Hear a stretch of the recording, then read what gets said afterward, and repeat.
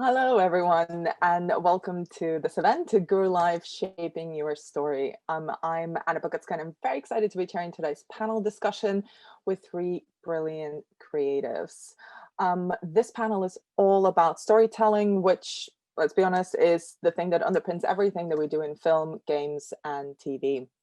So I want to keep this as interactive as possible and make sure that you're getting as much as you can from this session. So I'll begin asking our panelists some questions, but I will make sure to leave a good chunk of time at the end of the session for you to ask questions, and make sure as we go along and as we're speaking, if there's anything that piques your interest, drop your questions into the Q&A box and I'll get to them in the final part of the session. So first of all, let's welcome our panelists.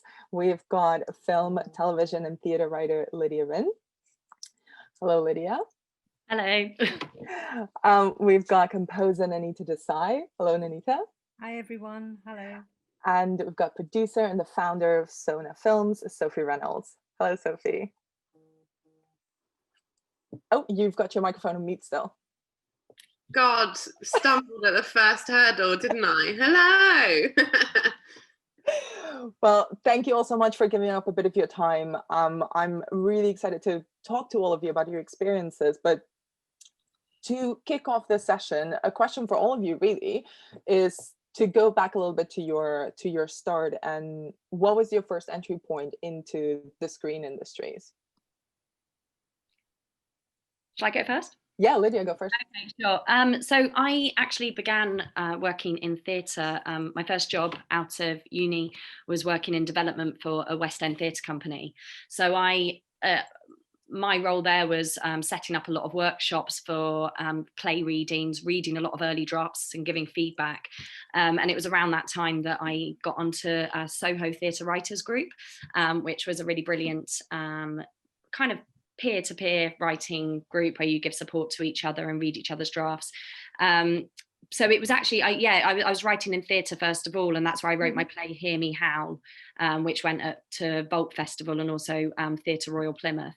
And then it was, I showed a script of mine to a friend who's a film director called Ruth Sewell, and she suggested that I try my hand at writing a short film, and I did. And then the script for that got onto, they don't run it anymore, but it was a thing that used to be sponsored by Baby Cow called Funny Girls. And then that launched, that got me into writing for screen, at which point I then went to the National Film and Television School where I got a scholarship. After there, and while I was there, I collaborated with lots of directors and also other screenwriters and some animators as well. Mm-hmm. And by this point, I was still writing a bit for theatre, but I was kind of obsessed with all things screen as well. And on graduating from there, I got my agent, Amanda Davies, at Curtis Brown. And sort of since then have been, she's been setting me up general meetings and been working on developing some TV shows as well. So it was definitely starting in theatre and moving on to screen from there, really. That sounds amazing. And Nanita, do you wanna go next? Yeah, well, I sort of circumvented a traditional musical education. I don't have a degree in music. I actually was very much interested in technology. So I was really interested in music engineering and sound design. I had a real fascination for sound. So I got a degree in mathematics actually, and then did postgraduate courses in music information technology and stuff. I got a scholarship to go to the NFTS as well, and I worked with some animators there too. There was the real burgeoning of amazing animation legacy at the NFTS. So I became a sound designer on feature films, working as a freelancer at Pinewood in Shepperton and Twickenham Film Studios, working for films by Bernardo Bertolucci and Ian Softley. And then I spent some time working in Germany, spent a year working in Germany, working on a Werner Herzog film. So that gave me a really great foundation in working as part of a team and being collaborative and understanding the place of audio and how it can help storytelling. And then and my real passion was always music, though. And while I was at university, I was a film critic for the student newspaper, and I used to sneak into preview cinemas in Soho and watch, with Barry Norman and all these great film critics. And I used to sit there in the theatre and write up my little reviews for films for the student paper. But I moved into music engineering, and because I really wanted to be a composer, so I worked for Peter Gabriel as his assistant music engineer. And I met a music supervisor who then said, I know you want to write music for film and TV. Here's an opportunity. He gave me a break. So that was a Channel 4 TV show, and that was 20 years ago. And so I've been writing music for video games, sound effects for games, dramas, documentaries, all sorts of different genres. That gave me a really great foundation in what I do now, which is pretty much the same, actually, right? Storytelling through music. That's an amazing array of experiences. And Sophie, let's end with you. What's been your experience so far? I kind of always wanted to get into film, but my mum always discouraged it. So I actually, because she didn't know anyone in film, it felt like a very scary, unbelievable world. And so she encouraged me to carry on with academic ventures, which I was, doing well at. And so after a lot of toing and froing between jobs and being very unhappy, I, at 25, decided I was going to go work in film. And I needed to earn money straight away. There wasn't, I'm sure it's changed now, and sorry if this is becoming political, but a lot of production companies were only offering unpaid internships, which wasn't possible for me. So I started working as a location marshal, which is the glorious job of wearing a high vis and being about 4 miles away from where the camera is and telling people to walk on the other side of the road. And I did that on big Hollywood productions, and actually met some collaborators that I still work with today doing that. And then I worked my way up to production office, and kind of blagged in a very short space of time my way into assisting directors. And I was one of several assistants for Matthew Vaughn on Kingsman's Secret Service. And up until that point, I think I definitely thought I wanted to direct. But when I was working on that, it was in post-production at the time, I looked at the producers and I was like, that's the job that I want. And I knew that no one was going to give me a job as a producer. You don't work your way up. It's the same as a director. So I needed to make my own stuff. Luckily, I'd always kind of had a parallel sort of career in production assisting commercials. So I was able to produce commercials kind of half my time, and then make shorts in the rest of my time, build up a company, build up a slate. And now I'm in a position where I definitely spent 2 years developing stories and finding stories. I'm now at a position where my slate is kind of at capacity for what one person can do. And I've got several feature films in development, one's financing, and I'm also just about to produce my first TV show, but as a producer for hire for another production company, with really legendary a director and a writer, which is kind of wild. But yeah, that's where I'm at now. It's amazing. And it's kind of a really nice segue into my next question for all of you, but let's stick with you, Sophie, is that kind of light bulb moment, because there's so many different roles. And what's interesting about all three of you is that you've kind of all experienced and experimented with trying out different hats and doing different jobs. So what did you ever have kind of that light bulb moment of like, oh no, this is the role that I need to do, this is the path that I need to direct myself on or redirect myself on? And Sophie, if you don't mind starting, because you mentioned kind of being in the edit and knowing that you wanted to be a producer while watching the producers of Kingsman. Yeah, I mean, as a producer, it's a very funny job, because like everyone just says, don't you want to direct? Like no one actually understands what a producer does, you know. And the fact that I'm on this panel, I don't think people even realize how creative it can actually be. And for me, it was like, I view it as a director sees something like this and a producer sees something like this. That's how I describe it to my family and friends who still can't understand and will continue to introduce me as a film director to people. Yeah, so for me, there was a perfect mixture of creativity, whilst also, you know, I've always fancied myself as like a bit, like when I was younger, as a bit of a businesswoman and like doing deals and like that side of stuff. And it also, for me, running a company is a much more exciting prospect, because I feel like actually with the landscape of film, I can actually have an impact. I can employ people, I can make a difference with that. And you have a body of work rather than going from one film to the other. And like, don't get me wrong, I never say never, but I only realized that closely working with producers what that role was, because I just think it's such a misunderstood role, and it can encapsulate so many different things.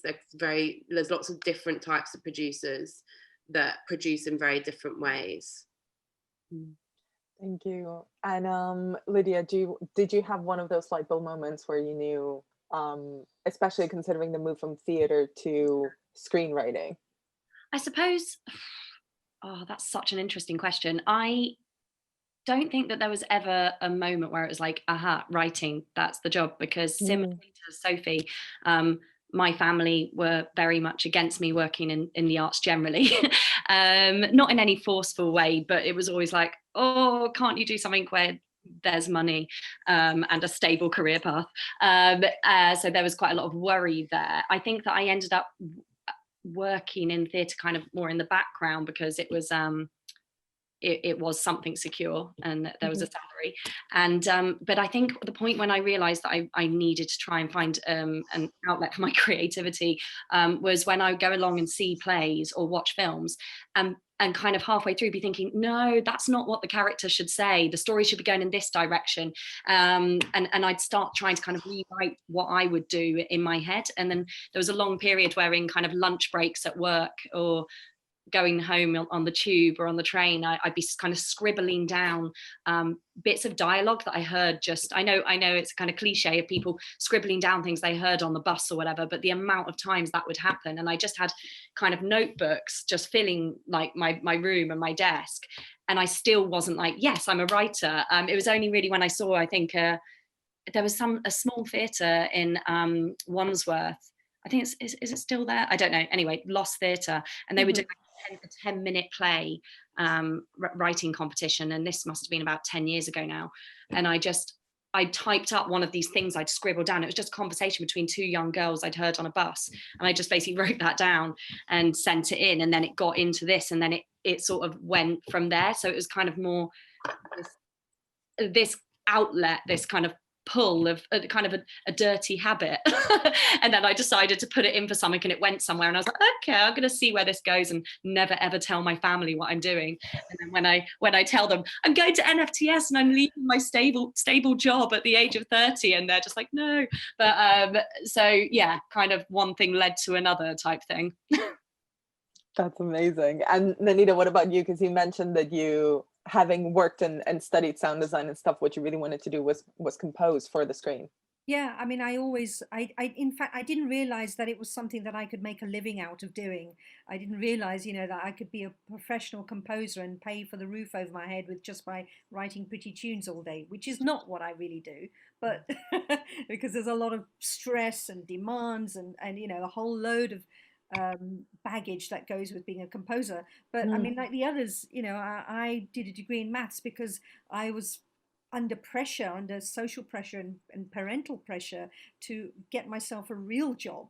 And I gave myself this 5-year plan when I left university. I thought, I'm going to make a go of this and work in the industry. I loved film and I loved music, and I wanted somehow to combine those two together.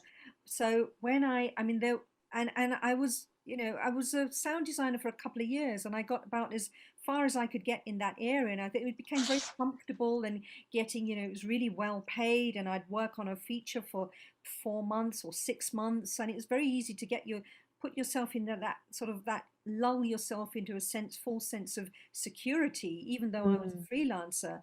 And that light bulb moment came for me when I got offered a job. I really wanted to be a composer. I thought, if I don't do this now, it's never going to happen.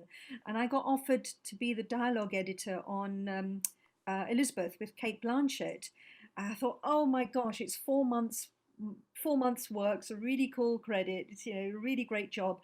And I turned it down, and I'll never forget the moment where I hung up and I thought, what have I done? I'm sorry, I can't take the project on. I am a professional composer, even though nobody had paid me to actually do it. And then I was scrambling around for like 3 months of, you know, no work and just doing everything I could to get a job, and then this opportunity came along, and so that was my light bulb moment in that respect, where I thought I need to make that transition, and it comes from within, you know, it comes from that self confidence and faith you have to have in yourself that I can make a go of this.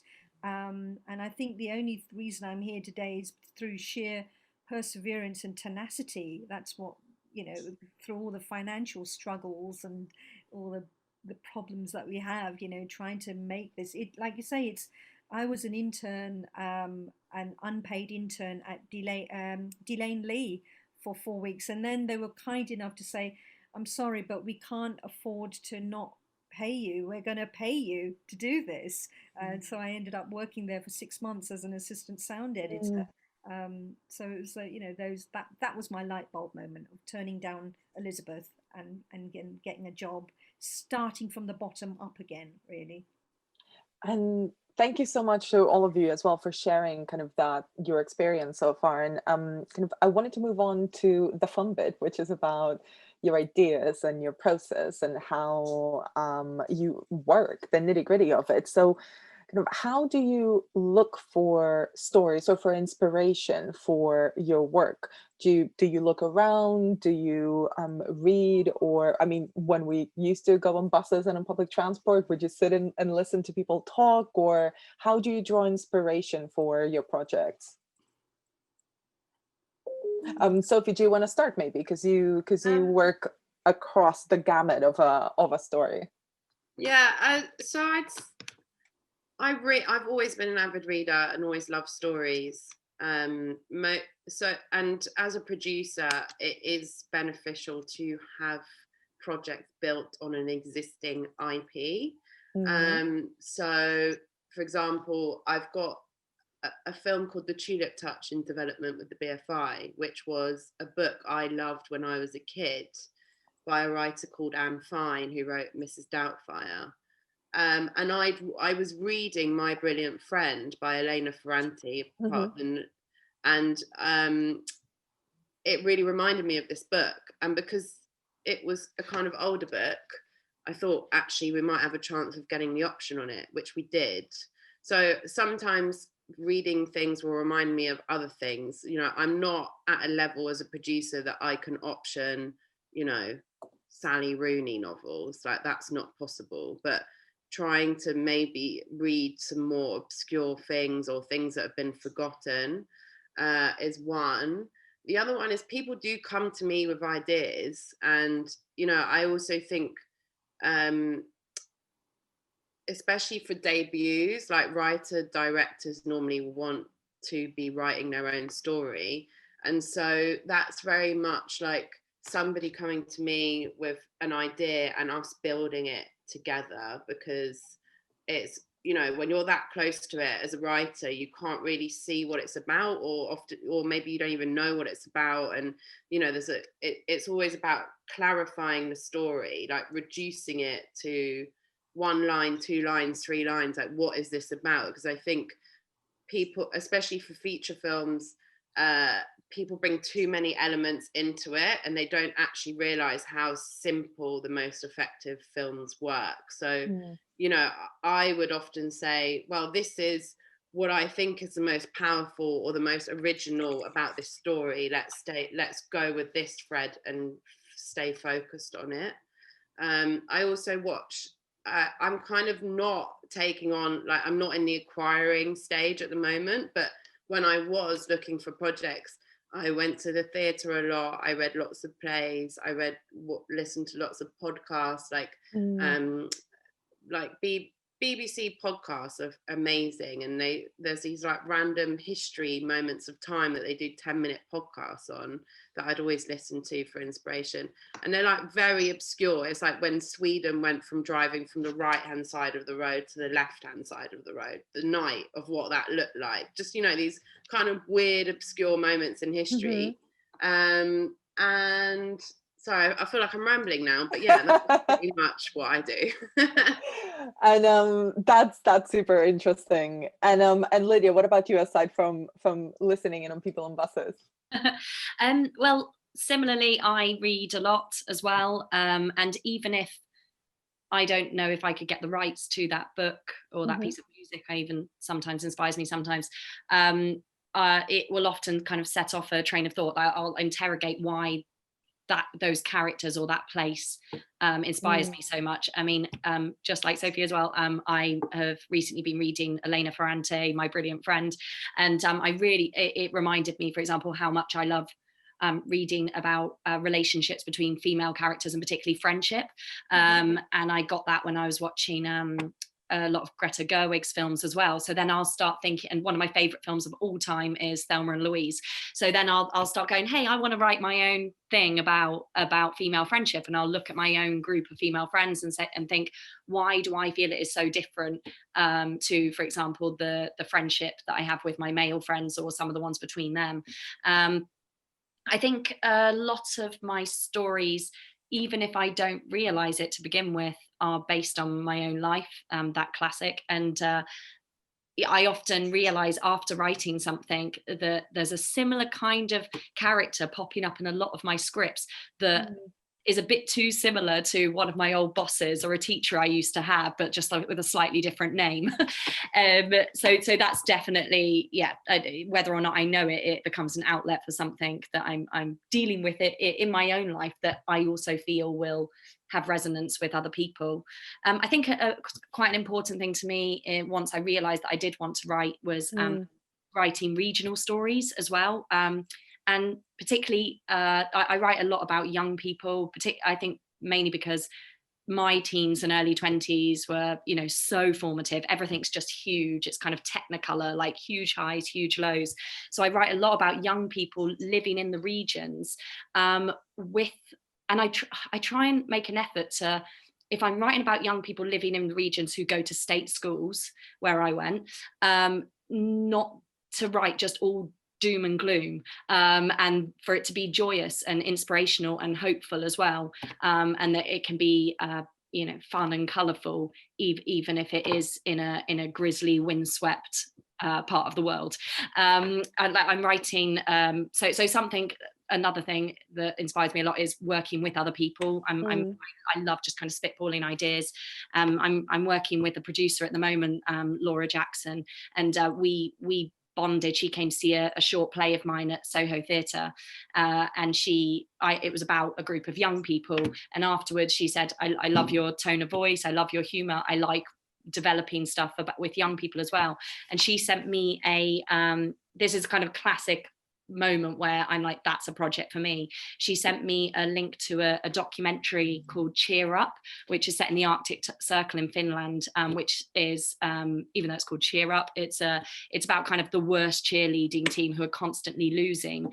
And me and Laura immediately bonded. We're both from seaside towns, went to quite rundown state schools, and we both, growing up, had an obsession with all things American and kind of the shine of high school dramas and series and films, and always wished that our lives were the same as them. So we have kind of we've now optioned this documentary, and we're setting it in Weston-super-Mare, and we've managed to get funding from BFI's Young Audience Content Fund. So that's a classic moment of it was the right collaborator. We are both interested in regional stories and quite working class stories as well. And I just knew that was one that was going to kind of keep on giving. That's that kind of young adult, not in London, comedy drama is definitely kind of, it ticked all of the boxes. So yeah, that's me. And Nanita, what about you? Kind of how do you find inspiration for your work, and what kind of stories attract you to work on? Interesting one. They're twofold thing there. I mean, in terms of the stories that I find attractive, if I hear about something in terms of how I get work, if I hear about something that resonates with me, then I'll reach out to the filmmaker directly, because I have some sort of personal connection that I can really identify with the characters or with the concept of the story. But then I also get projects that come to me directly, either through returning clients or filmmakers I've worked with before. So I never know what I'm going to be working on from one project to the next in that regard. But if it's new people that are approaching me, it's funny because they've probably seen or heard something that I've worked on, and they think that I'd be a good fit for them. So they've already gone through that filtering process. But I like to put myself into uncomfortable situations. So diversity and varied projects are really important to me. So I don't like to repeat myself creatively as far as possible. You know, for example, I scored for Sama last year, which did incredibly well. And so now I've been approached to score a lot of personal intimate stories of people in adverse situations, or projects that are based in the Middle East because of Forsama. And I tend to sort of steer, unless there's something that really draws me to it, if it's the filmmaker or a character, you know, an actor or actress in it that I really want to work with, I tend to veer away from repeating myself. I mean, it's like there's a quote by David Bowie, which is one of my mantras. It's like standing in the bottom of a swimming pool where your feet can barely touch the bottom and you're just about keeping your head above the water. I think that's the most exciting time, when you can do really interesting work, because you're not quite sure what you're doing, and but you're just about managing to keep afloat. So in terms of my musical inspiration, I mean, my favorite part of a project is the beginning, where I'm not working under stress. I'm the research period. I love research because it helps me immerse myself into something new and different, and it's always a storytelling. So I'll watch films and TV programs. I'll go to art exhibitions. I'll listen to other music when I'm not writing music. When I'm composing, I don't listen to other people's music, because I'm like a musical sponge, and it'll just come in and work its way out. And I'll just plagiarize and, you know, come out with something else. So I always keep my mobile phone with me, and because I'm used to sitting in a recording studio all day, here we are. I like to mix things up and not.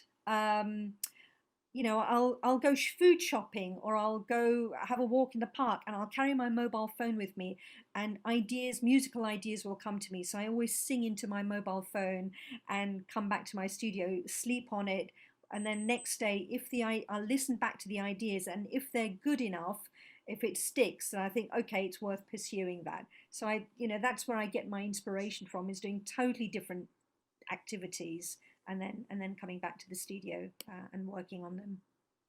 I love that. And if I can pick you up on, and again, a question for all of you, this notion of an idea being good enough, you're all creatives in very different ways, and come up with tons of ideas and work with very different people and multitude of projects at the same time. How do you identify for yourself when an idea is good enough? Kind of, what is your process in knowing, oh yes, this one sticks, this one I should pursue?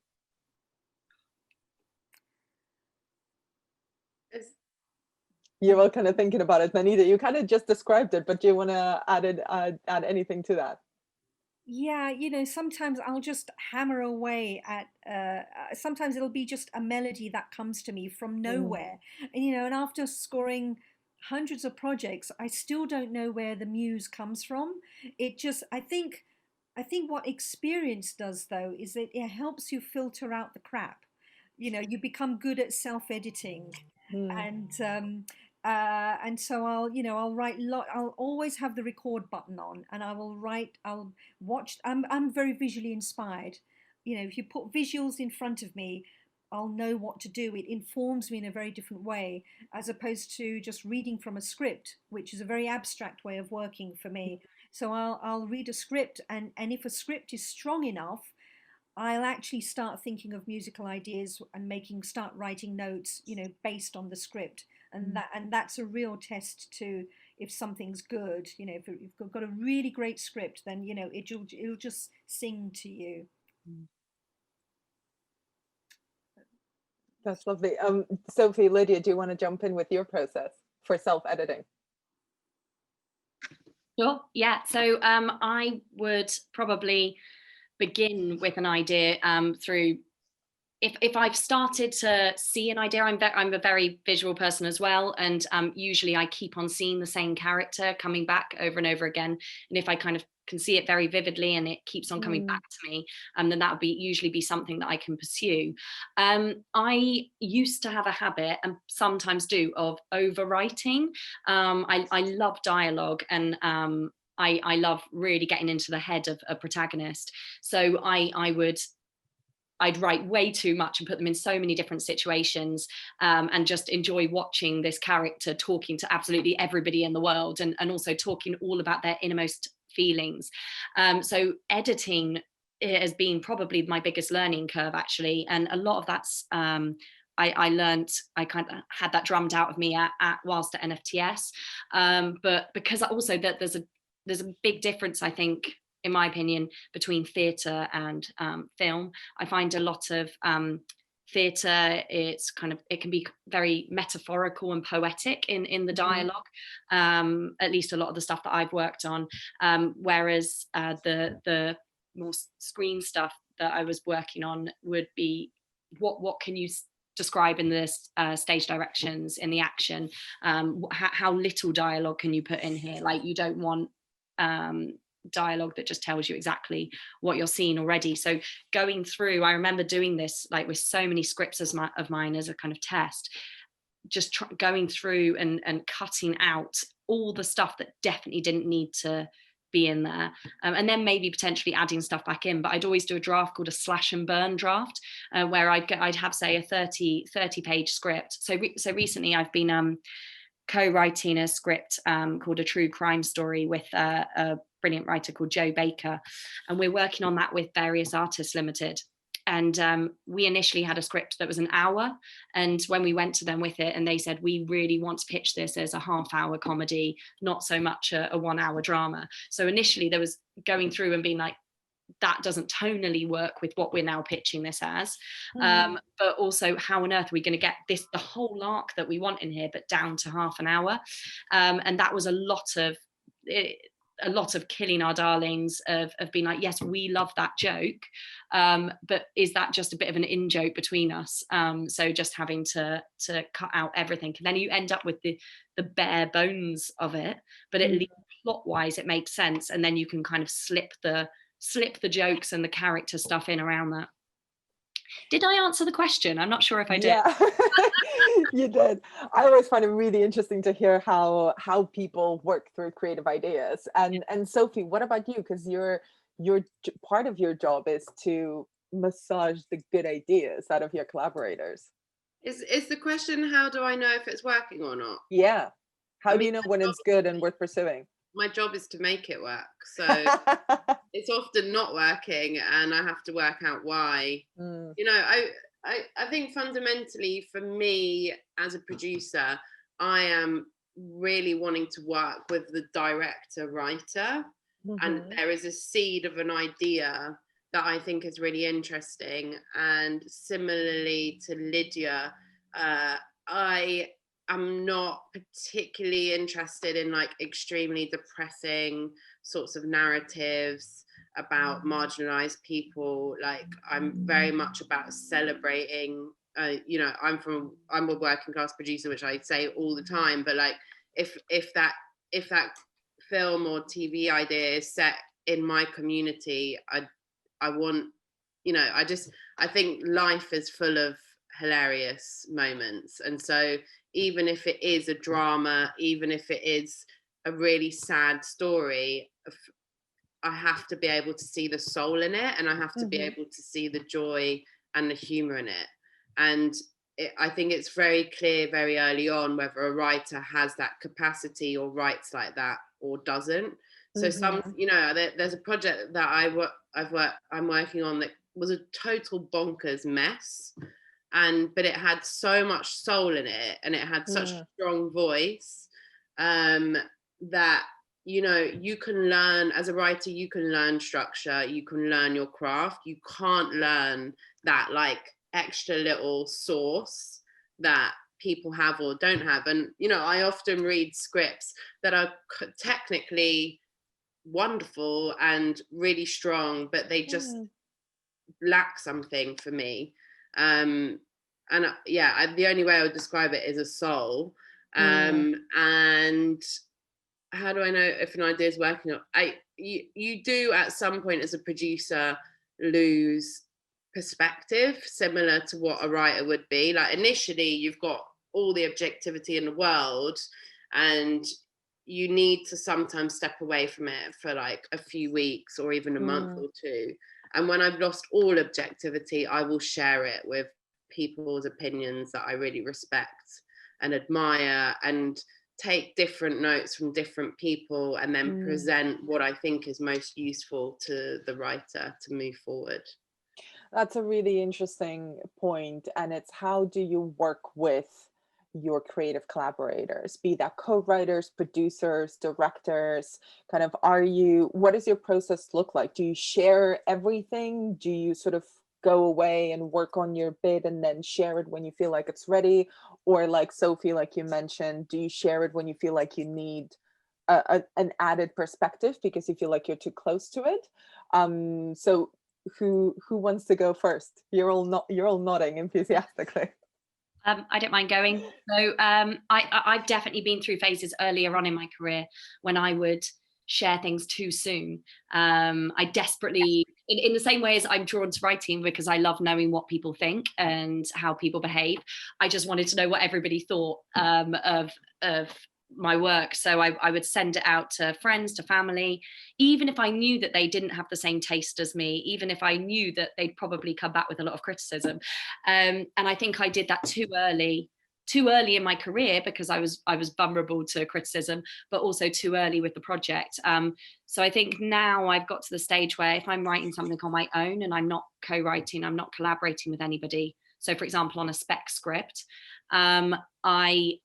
I really make sure it's got legs and it's very robust. And I would probably put it away in a drawer and come back to it a month later. And if I still find it exciting to read myself, then I'll let other people read it. It's funny talking about key collaborators, because I've definitely got some within the industry, producers that I would trust. Laura, who I'm working with at the moment, I would run ideas by her. However, I also have still send a lot of my very first pitch ideas to my mum and also to my boyfriend. And one of the reasons, because somebody told me ages ago not to do this, they were like, if they're not in the industry, they won't know what they're talking about.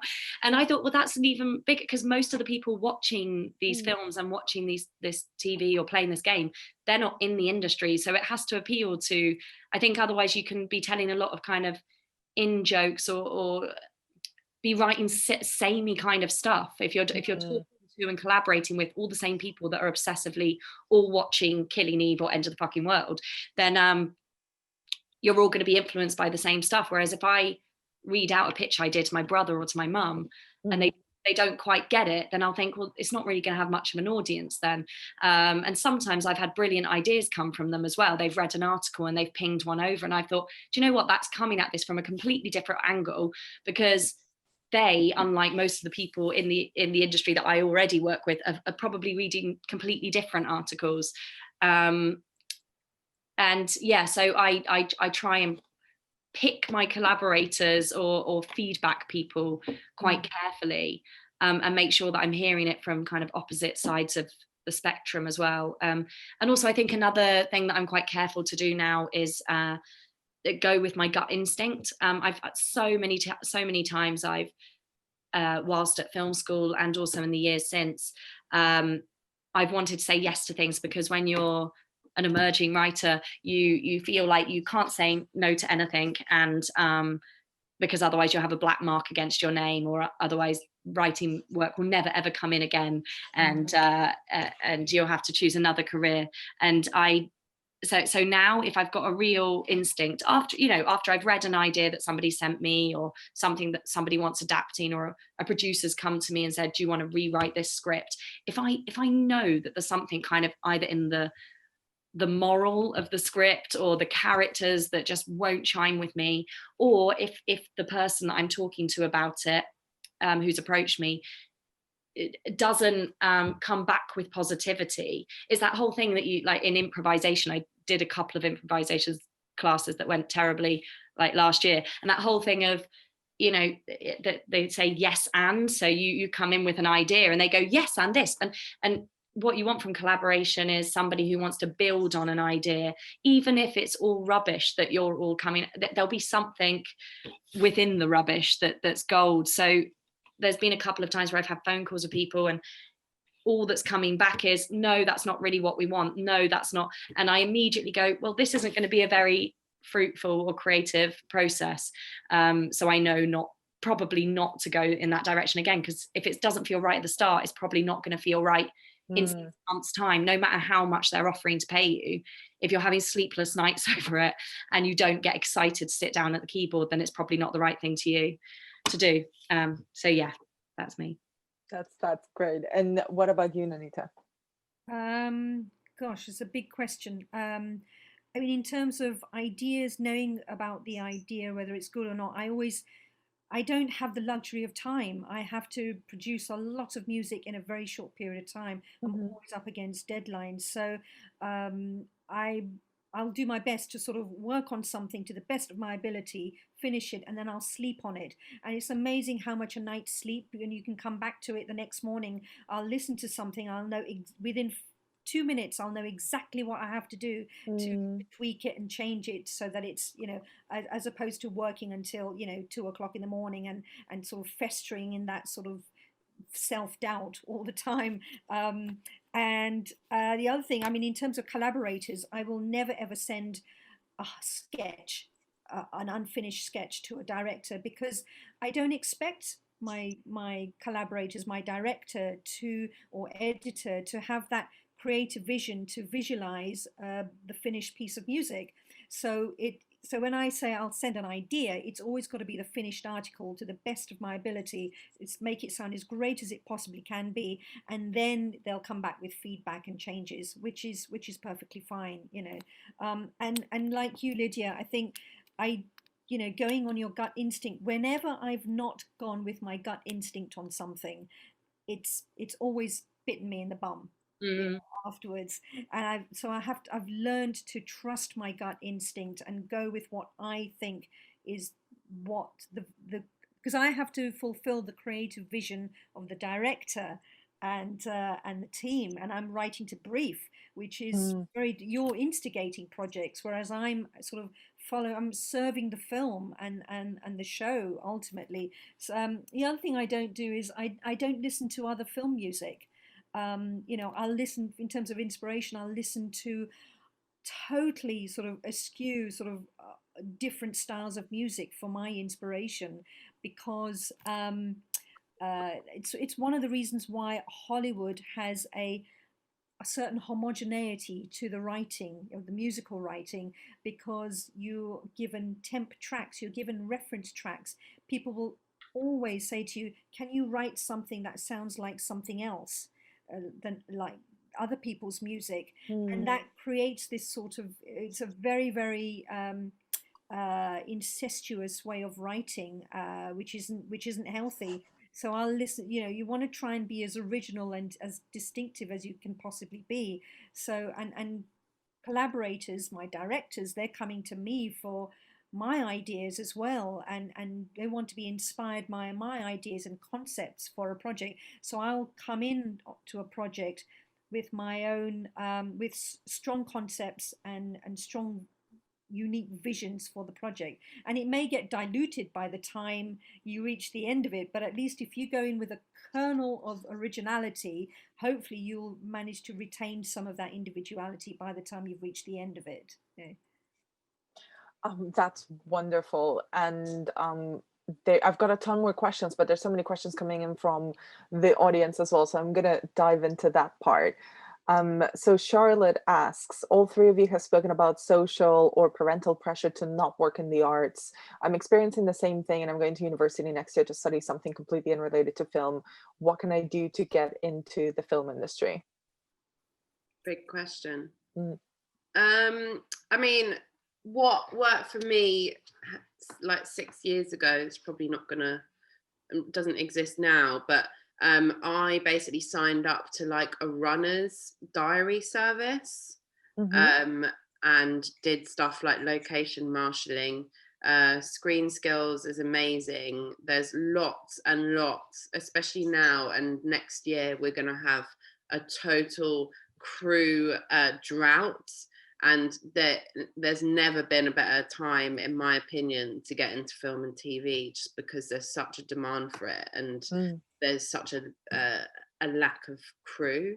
So I would go through those sorts of schemes, and like Twitter is amazing. I just literally Googling like internship or production assistant or entry level film stuff, putting it into Twitter. There's so many jobs advertised there. And there's also lots of Facebook groups. I only really ever use Facebook for job stuff, like ad posting jobs. There's a thing called Ladies in Film and TV, Lift. There's like production runners. Basically, once you join one of those Facebook groups, there'll be a whole load of stuff. But I feel like Facebook will be outdated in a couple of years and it'll be Instagram. But yeah, that's what I'd suggest. Yeah, no, that's all great. I mean, I agree. I think social media, just generally, Twitter is fantastic. I'm a big Facebook user as well. Still getting to grips with Instagram, but I think they're really great sort of private groups, social groups on Facebook, and you know, people are looking, or will be. I mean, there is going to be a huge. I mean, during the course of this year, it's been really difficult for new entrants in the industry because it's all built on networking and social networking, which is really hard. So, but the people are taking on interns when things get back to, you know, next year, some kind of normality. So I think, you know, doing even short courses, screen skills is brilliant. You know, it leads you off onto other avenues of education and getting professional experience out there, just connecting with filmmakers, connecting with production companies. Talent Manager is another one for the TV industry.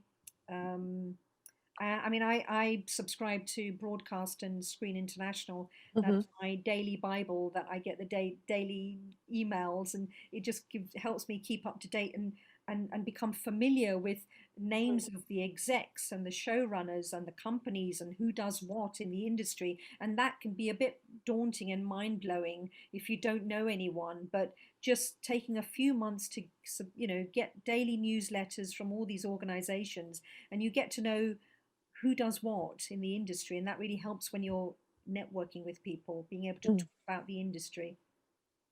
Yeah, definitely. I also get Hollywood Reporter and Screen Daily emails. And I think that something that I'd suggest, I mean, I'm not sure, Charlotte, what role that you're particularly interested in at the moment. I mean, it might be worth just exploring all the different roles. Read up about different roles that are within the film industry. There's so many that I had absolutely no idea even existed until I started talking to more people about, you know, I didn't know there was such thing as somebody working in continuity. I just thought that, you know, cigarettes were just automatically replaced. But anyway, I do think that think if you're on top of who's working on what out there, then if you were to ever make an approach or meet somebody in the future or apply for a job, then you can be specific about why you have an interest in that. I remember when I used to work at this theatre production company, and the amount of emails, CVs you'd be sent that were very, very generic and just saying, I'm looking for a job in theatre. Whereas when you get an email that says, I loved that thing that you produced with starring blah blah, then you're much more likely to want to engage with them. So I think just cluing yourself up all about, it sounds like, you know, if you have a passion for film, then you probably already are. But if you're aware of all these Facebook groups, if you're following these Twitter handles, and if you're watching lots of stuff on TV, on iPlayer, etc., then something's bound to come from it, because your passion for it will attract other people who are passionate as well. Thank you so much, all three of you. And moving on to a question from Izzy, how do you, which I think is a very important one, how do you recommend retaining your own intellectual property for an aspiring writer who has a concept and wants to develop / build it, but is also very conscious of protecting it? But I think Izzy's question is specifically about writers, but I think it can apply to all of you. Kind of, how do you protect your creative work? I for all the aspiring writers and producers, I highly recommend a podcast called Script Notes, and they talk about this a lot, and they kind of basically say there's no such thing. Sorry, I know it's going to sound like I'm good, but like, you know, if you've got an idea about writing a film set in a factory of people that make trainers, and somebody else has that idea, it was never really your idea, and it's about who does it better. So no one's going to plagiarize an entire script. If you've got that script, it's got your name all over it. A one-pager, it's very hard to protect, because that top line thing that you're saying is yours is probably quite general, and somebody else has probably had quite a similar idea. But the thing that you're offering it is you, and that you are the one that's going to make it different and interesting.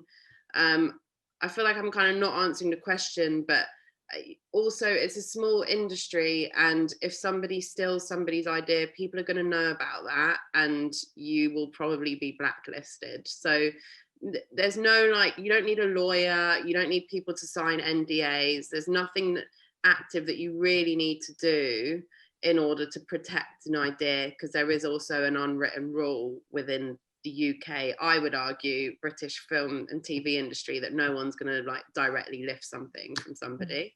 Mm. But you guys might disagree.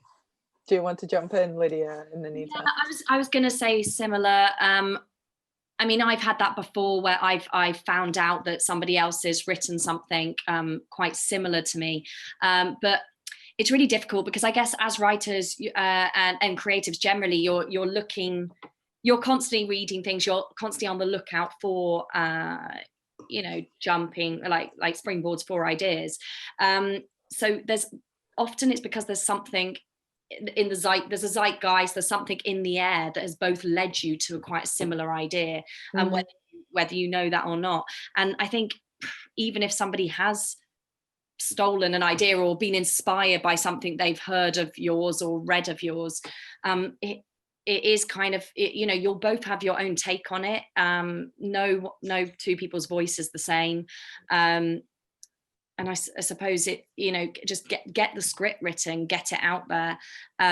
Also, you know, I was told when a TV show I'm working on at the moment with a production company, we were told really early on by about 5 other production companies that who said they liked it, but they couldn't take it because they already had something very similar, or there was already something doing the rounds, being shopped around, that basically had the same story. And it wasn't really the same story. It was a very specific genre, and it was surrounding quite a specific topic. But in the end, it was taken on by a production company, because they said, yeah, but none of them have been made yet. You know, the BBC or Channel 4 haven't bought that yet. So, you know, we like your version of this, so we're going to take it on board. I do think it's really hard. I mean, if it's really, if you feel like this idea is so specific and you cannot have anybody else ever copying it. And maybe if it's based on an article, try and option it. I've seen people optioning tweets. I've seen people optioning Reddit threads. It's crazy the things that you can option these days. I suppose that's more helpful if you have an agent or a lawyer that you can get involved, or a producer you're working alongside. But yeah, if you find a way, let me know. It's really interesting. I'm actually working on I mean, I quite often see two projects with very similar, the same stories coming out at very similar times. I'm actually working on a Netflix original series at the moment, a sort of true crime thing, and it's about a murder of a film producer in Ireland 25 years ago. And Jim Sheridan's making a feature film, a feature documentary of the same subject. Both same subject, but very different approaches. I think, as you were saying, Sophie, you know, it's about you as a filmmaker, who your approach and your angle, and you know, the contributors or the access that you have that makes your particular approach to the story unique and totally you. I mean, in terms of music copyright, as soon as I write a piece of music, I own the copyright, I own the IP on it, but then I assign the copyright to the film company that I'm working for, so then they own the rights. But the plagiarism is rife in the music industry, and you know, you have these specialist musicologists who make a full-time living, especially out of music for TV commercials, where there's a lot of financial money at stake, and it's worth your while. It's only ever worth your while suing someone for copyright infringement if there's money to be made out of it. So musicologists make a living out of analyzing music and saying, is that piece of music close enough to another person's work? It's a very fine line, and there are only 12 notes in the scale. So in terms of music, it's really difficult to be original, and I get asked to emulate or pay homage to other people's music, like Hans Zimmer or Thomas Newman or other artists out there all the time. And it's one of the sort of really fiery points of my industry, where I have to tread very carefully and try to be unique and original, but still give the filmmakers what they want. That's lovely. And Nanita, if I can stay with you, there's a question from Srikant. As a composer, what is a good and impressive way to approach a director that you want to work with? I think knowing their work and watching people's, you know, I mean, I get, you know, it's about sending emails to people, approaching people. You want to empathize with their work and have an appreciation of their work, and not just send a blank anonymous email that's, you know, a template email to everyone. I tend to respond to people who have made an effort and bothered to know my work, really, and I think, well, why are you approaching me? And I think, and it works both ways. I will approach a filmmaker if I find that I resonate with what they do, and I, you know, it's something that really connects with me. So by all means, you know, contact individuals in a very targeted way if you don't know them personally, and just keep them updated with the work that you're doing on a fairly regular basis. You know, once every 2 months, send them an email. You know, they're probably very busy people. They are very busy. We're all very busy people. So don't give up, but don't. There's a fine line between stalking and pestering and just being professional and polite, but not giving up at the same time. That's lovely. And there's a question from Serena I think is really good and applies to everyone really on the panel. How do you find the balance between absorbing feedback, criticism, demands, and preserving what you believe to be the integrity of the story or the idea? How do you know where to draw the line? I think the first step you need to, with your producer or writer director, is make sure that you're telling the same story and you're on the same page. You would have had a lot of discussions about what the heart of the story is, what it means at its core. And once you're kind of, and by the way, I would never push a writer director into doing something else. So like you have to be united, and if you're not, it's not the right collaboration. Then when you're getting feedback from other people, if it goes against what you've collectively agreed is the story's core, then I think you dismiss it.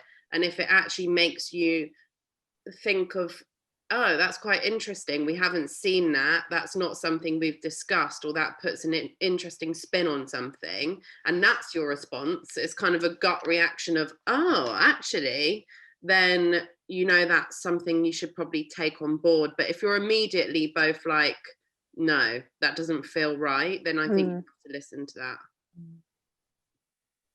I'd say if it's the same bit of criticism that's come up quite a few times, then I'd probably interrogate it a lot more. Sometimes I have, I mean, somebody said to me once was that try and find the note within the note.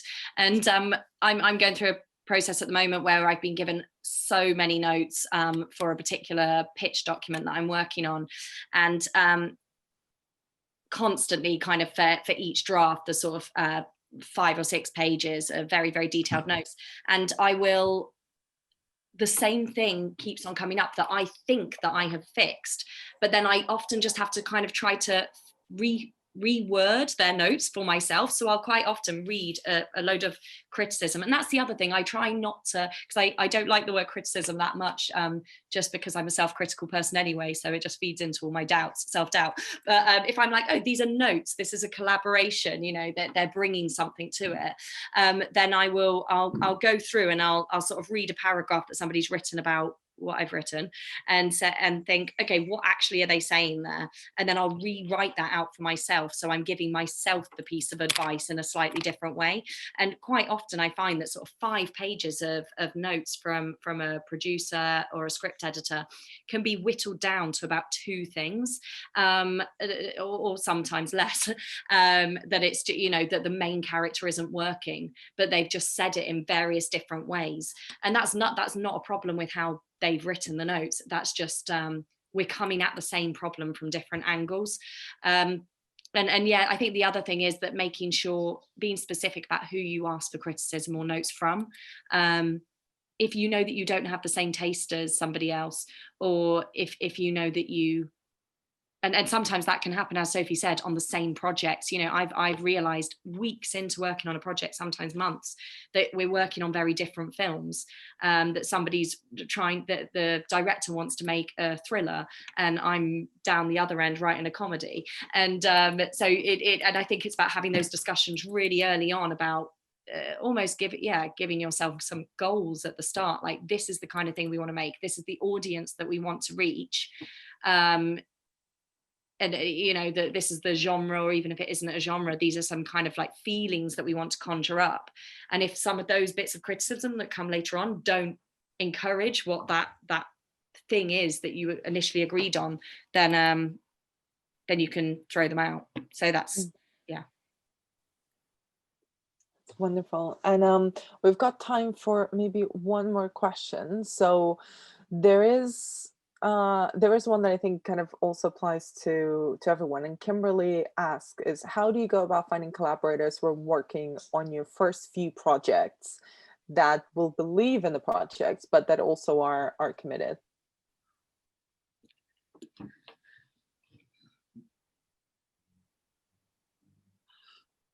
Who wants to start? How did I go about doing it? I mean, I did it through work, you know, even in entry-level jobs in film and TV, everybody, you know, assistants and runners, they are the future filmmakers. Often they are your peers. And I think at an early stage, you know, now I have relationships with agents and they'll send me stuff and etc., but at a very early stage, it's far more grassroots than that. And I think it is about forming relationships, not with a goal initially, just building up a network of filmmaking peers or people that are interested in making stuff, and then letting it grow kind of organically from that. Like, I don't think if you've never made a short and the other person has ever made a short, that you're going to find well, you can through those Facebook groups, but I think it's really important to have those relationships and work with people that you trust, and at those very early stages, and that you feel comfortable making mistakes with and getting things wrong, which will inevitably happen. I mean, after I went to film school, I was working on a lot of short films, quite a few short films. In fact, the first short film I ever scored for nothing ended up getting nominated for an Oscar. So, there was a great collaborator there already in the making. I just think that it's all about finding I mean, as a composer, there are two main routes, I would say. One is to assist established composers, and be an assistant, and so you're finding your collaborators through that route.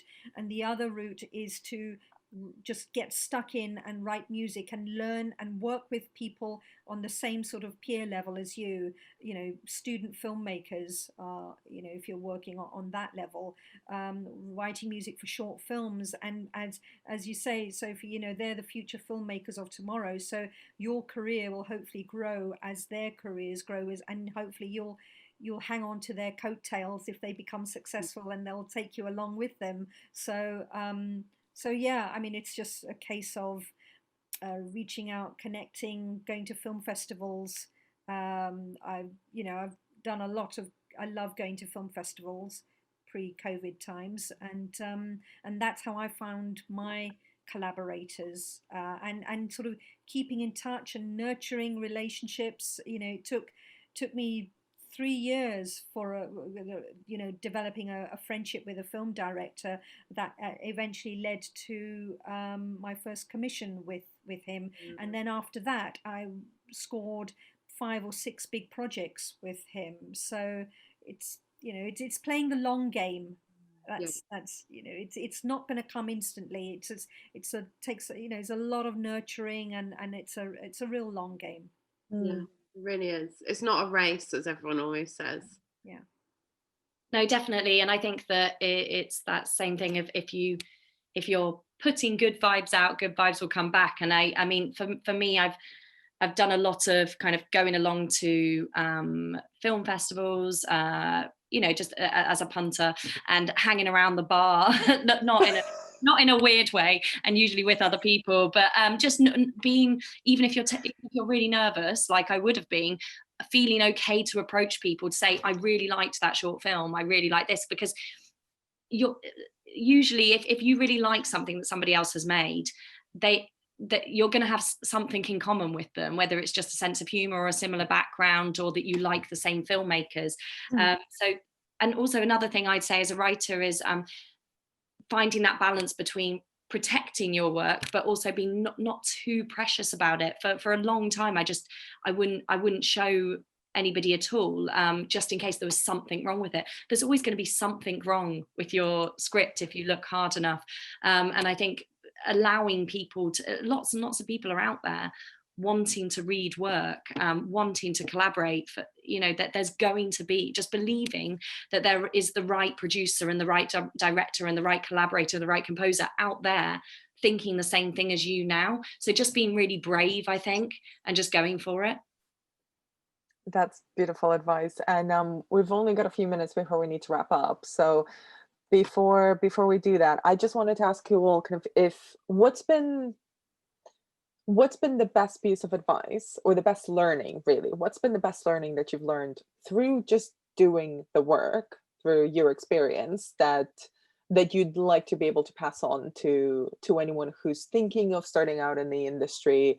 And I mean, in the screen industries, be that film, TV, games, they're all intertwined now. What would you say if you could pass on one thing that you've learned in your experience so far? Everyone sounds so abstract, but everyone is just people. Like when I started off, I was so intimidated by like the idea of BFI or Netflix or Film 4. Like it felt like this body that had nothing to do with me, and like were never going to understand me, and I'd never be able to engage in a conversation with them. And actually, when you go past all the sort of facades, they're all people just like me and you, and you have something to offer them as much as they have to offer you. And I think it's really important to go into any kind of meeting realizing your worth, and without you the industry wouldn't exist and wouldn't work, and kind of viewing it as like never recognizing what you have to offer, and also seeing that it's always a two-way kind of collaboration, and it always should be, no matter how powerful somebody seems or how powerful an institution seems, they can't exist without you. And I think that gives you the confidence to have those meetings and talk to people and go up to people. And it definitely took me a few years. Yeah, I'd say the same, really, that there was a long time when I'd be invited in for meetings, and I'd think on the way there, oh, I'm so thankful that they've carved out a bit of time for me, like, thank you, exec. But they've invited you, they want to hear what you've got to say. But I remember at the start, people kept on saying, just be yourself, just be yourself. Because I felt like there was this person that you needed to be, this kind of savvy, cool screenwriter that just like cracked amazing jokes all the time. And there's only one you. And if they don't like what you're bringing, then that's not going to be the right collaboration. And if you're going in there and trying to put on in, like with any meeting or networking that you do, if you're hiding behind a facade or feeling like you need to project a different version of yourself, that's a really hard thing to try and keep up for potentially several months of collaborating if something comes out of that. Whereas if you just are completely yourself, even if that is at that first meeting a nervous wreck, then at least that you don't have anything to keep up beyond that. And I found that there's been really silly things that I've accidentally said in meetings where people have actually liked that, and an idea has come from that. So I've been at home beating myself up thinking, why on earth did I say that? And then I've had a call next week going, do you know what, that thing has made me think we could do this together.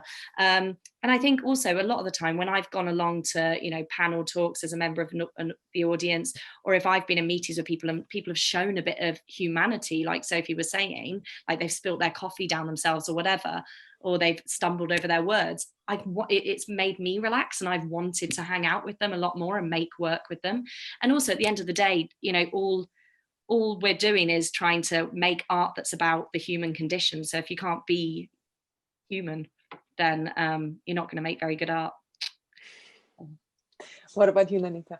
Well, you've said it all, Lydia. I can't add anything more to that. I mean, I have to say, it's so true about you have to be true to yourself and just be passionate and humble and honest. And it's so true about don't try to be something you're not, because people will see through it very, very quickly. And also it's a two-way street. It's what you said, Sophie. When you're approaching people, it's like when I'm working with collaborators, filmmakers and producers and so on, it's not just about what I can get out of them, it's about what can I offer them. When I'm going for a project, I'll help out. I'll say, if they're looking for an editor, I can recommend editors. I have something to offer, and help them out of a conundrum that they may be going through. And I think, and that can sort of really help you forge genuine, honest relationships. And so it's very much about not what you can always get out of them on the first time. It's just you've got to give. I mean, I very much believe in karma. What comes round goes round, that kind of thing. And I think if you're just the kind of person that people want to have around, but people want to work with happy, smiley people. Doesn't mean that you have to be fake or phony about it, but just being positive. Just being a positive human being. And because filmmaking, a lot of it is down to problem solving, and you're working in close quarters, things get very, very tense and intense, and tempers can fly. There's a lot of money at stake, and when it comes to crunch time, and you have to be able to be unflappable, cope with stress, and work with people and say, don't worry, we'll get through it somehow. We will get through it, and because we always do, things always come out in the wash, don't they? So it's just about being a nice human being that people want to have around. That's such a nice note to end on as well. Thank you. Thank you, Nanita. Thank you, Sophie. And thank you, Lydia, so much for your time and for sharing your experience and your insight about this very mad industry that we'll work in. It's been wonderful to hear from you. And I'm sorry to everyone who's attending, we couldn't get through all of your questions, but there were some really, really brilliant ones in there. And just to wrap up, today's panel is part of a month-long program of events that BAFTA have organized, and you've got the full details on the BAFTA website. And some upcoming sessions that you might be interested in are the Factual Storytelling in TV, which is on Thursday the 19th, and Creative Collaboration, which is a case study on Rocks, the film by Sarah Gavron, on Tuesday the 24th of November. So you can find all those details on the BAFTA website. And once again, thank you everyone for tuning in, and to our brilliant panelists for sharing their experiences. Thank you. Thank you, Anna.